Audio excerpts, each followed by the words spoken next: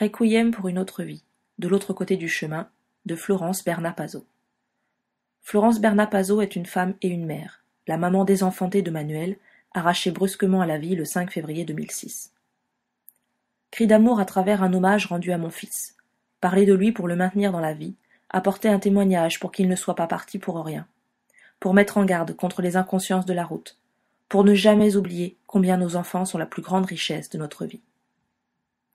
Il y a des naissances, il y a des morts qui nous amènent à une autre naissance.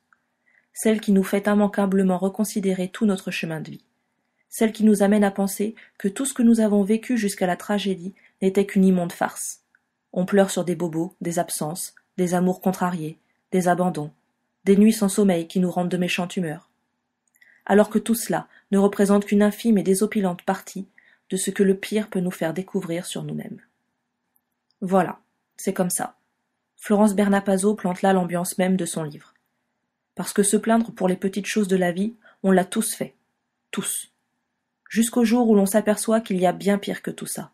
Tellement pire. Lorsque la vie nous enlève la personne qui nous est chère. La personne que nous aimons plus que tout. La chair de notre chair. Notre enfant.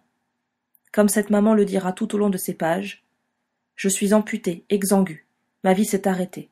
J'ai 48 ans, 7 mois et 2 jours. Rien ne sera plus jamais comme avant, puisque tu n'es plus là.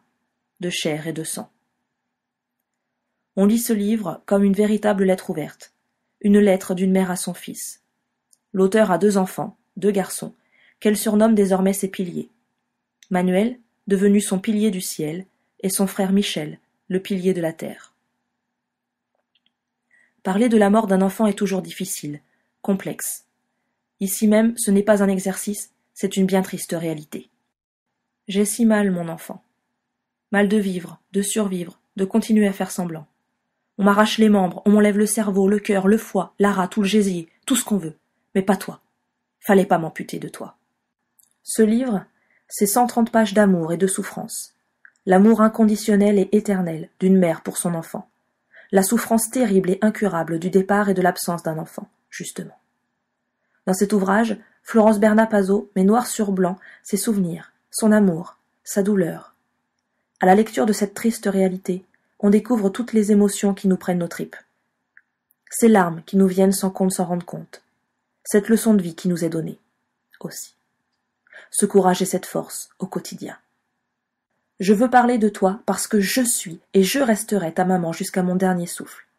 Pour moi, tu continues à vivre puisque cette force, c'est toi qui me la transmets. C'est le plus beau cadeau d'amour qu'un fils puisse faire à sa maman. Florence Bernapazzo dit ses vérités, ses ressentis, parle du regard des autres. Elle dit déranger la vie tranquille de ceux qui l'entourent, inconscient de sa propre vie, de son propre désarroi, de sa propre douleur. Comme si perdre un enfant était une maladie contagieuse, un vilain virus.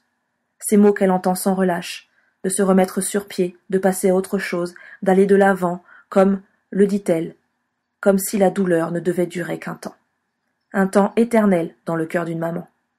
Un temps infini. Cette mère relate à travers ces mots son amour profond. Elle évoque l'enfant de Manuel, Aurélien, et tout l'amour qu'il lui portait depuis sa naissance. Elle passe sur les difficultés rencontrées, sur les tourments, sur les relents de la vie. Elle montre et démontre la bonté entière de ce garçon. Son garçon. Au fil de la lecture, on se trouve là, assis sur le canapé, aux côtés de Florence. On l'écoute nous raconter ses souvenirs. Ses souvenirs douloureux, mais aussi ses souvenirs de bonheur. Tous ces moments si importants, gravés à jamais, qu'elle partage avec nous. Elle nous parle de Manuel comme si nous l'avions toujours connu. On ne peut que se taire devant cette femme. On ne peut que se taire et écouter. Se taire et lire. Se taire et comprendre.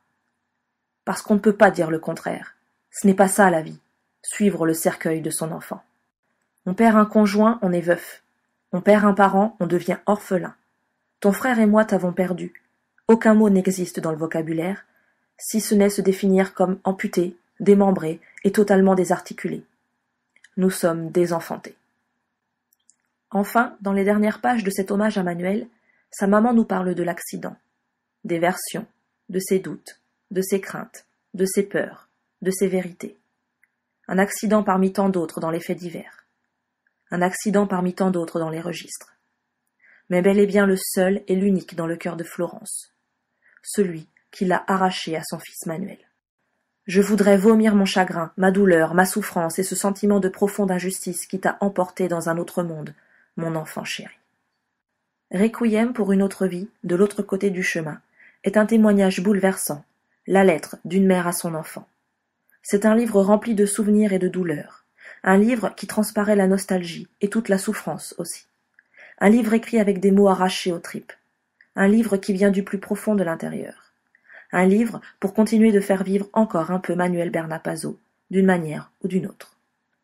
Même si certains jours n'existent pas en eux-mêmes, ils sont seulement là pour être avant ou pour être après. Ce n'est pas la mort qui nous prend ceux que nous aimons. Elle nous les garde, au contraire, et les fixe dans leur jeunesse adorable, interminable et éternelle.